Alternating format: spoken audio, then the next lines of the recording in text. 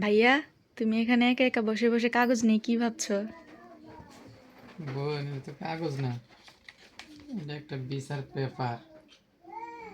কথা বুঝছো? এই যে 20 তারিখে আমার বিষয় হয়েছে সৌদি আরবের। দেখ, দেখছ, 20 তারিখে ভিসা হয়েছে।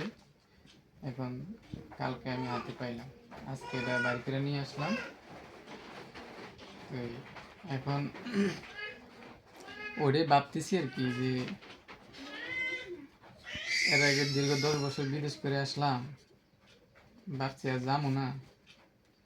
দেশের যে পরিস্থিতি, এখন আবার বিদেশ যাইতেই হবে দেখতেছি। এখন ওটাই ভাবতেছি আর কি, আবার চলে যাবো তোর ছেড়ে। ওটাই বসে বসে ভাবলাম খুব তাড়াতাড়ি সৌদিরে চলে যাবো। একদিক দিয়ে অনেক খুশি লাগতেছে, ভালো লাগতেছে, আরেক দিক দিয়ে আবার একটু কষ্টও লাগতেছে যে প্রায় 2-2.5 বছর রইলাম তো। এই 10 বছর থাকার পরে এখন আবার একটু দেশের প্রতি মায়া জন্মাই গেছে। এখন আবার চলে যাবো সবাই সাইডে, ওইটা একটু খারাপ লাগতেছে। যাই হোক, আসলে ফ্যামিলিতে একটু সুখ দেওয়ার জন্য, একটু শান্তি দেওয়ার জন্য,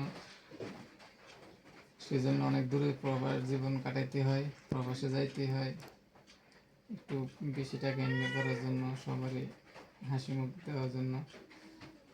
এটাই পুরুষ মানুষের জীবনটাই এমন, শুধু প্রবাস, টাকার পিছনে ছুটাছুটি, বড় চাকরি, বড় ব্যবসা, সেটাই, এটাই ভাবতেছি আর কি।